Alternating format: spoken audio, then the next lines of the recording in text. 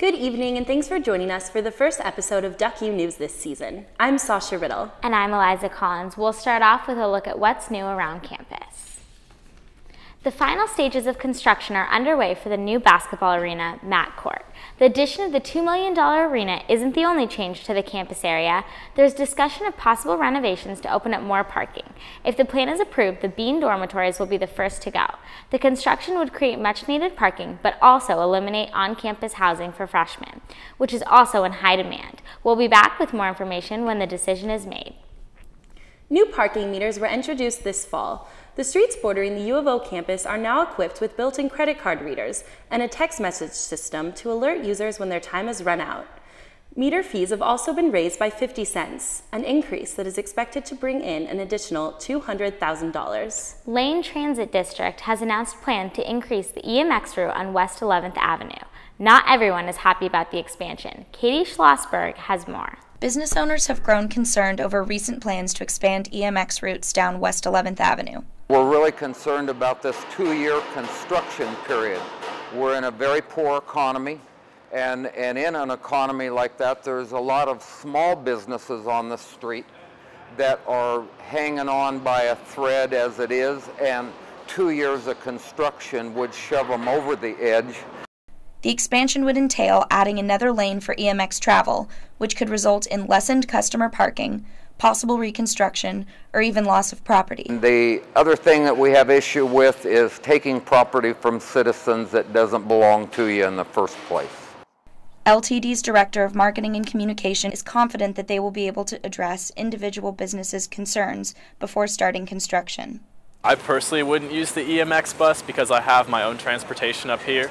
But I think for people who don't have their own transportation and who use the bus regularly, will definitely use it to get down on West 11th. Despite all of the controversy, the EMX route expansion could benefit University of Oregon students.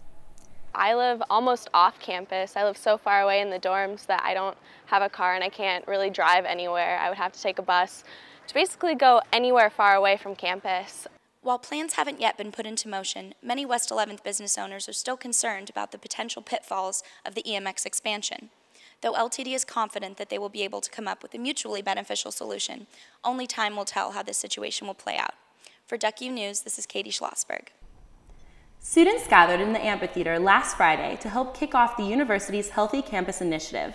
The initiative's goal is to provide students, faculty, and staff with wellness resources and help them pursue a balanced lifestyle in order to stay healthy. The kickoff included a 1-mile walk and a 5K fun run with President LaRiviere, a sports-themed raffle, and various booths promoting health and fitness. The Healthy Campus Initiative will be an ongoing project on campus with more events and programs to come. For more information, check out healthycampus.uoregon.edu. A recent push by the ASUO to ban cigarette smoking may mean a change in the air for the U of O campus. We now go to Christina Kempster for a closer look. Fall 2010 marks the beginning of a new school year and the start of change as the ASUO proposes making the University of Oregon a smoke-free campus. So we really want U of O to be a healthy place, a safe place, an accessible place for people to walk around campus, enjoy our green spaces, enjoy the community that we have here without being exposed to carcinogens. A smoke-free campus would promote a healthy working and studying environment. Secondhand smoke is something that affects everybody, and there's no safe amount of exposure to secondhand smoke.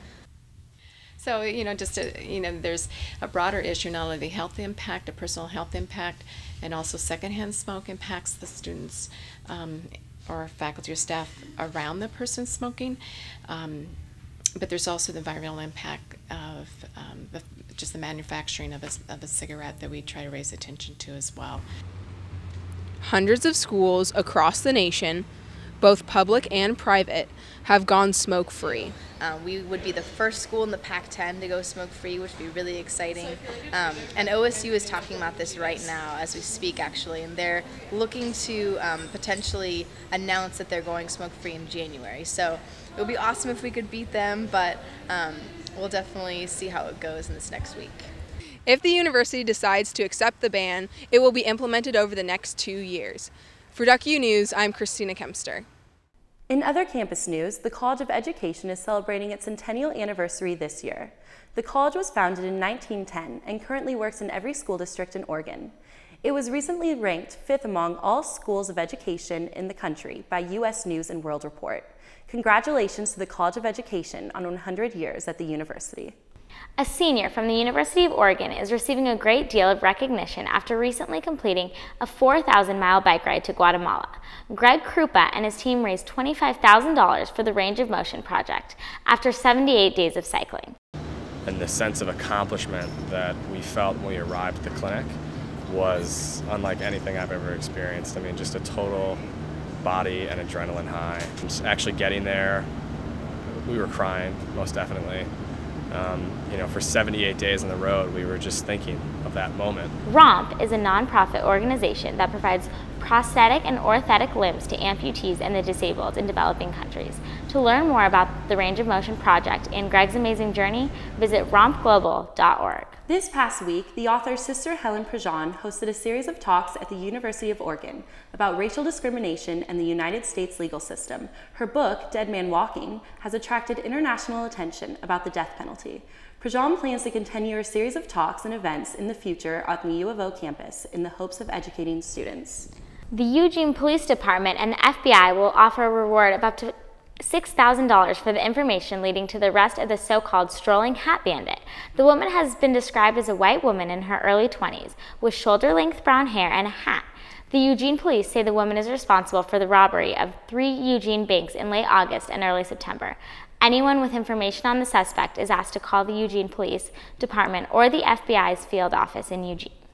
Thanks for watching. We'll be back next week for your next campus news update. I'm Sasha Riddle. And I'm Eliza Collins. Stay tuned. More Duck U is on the way.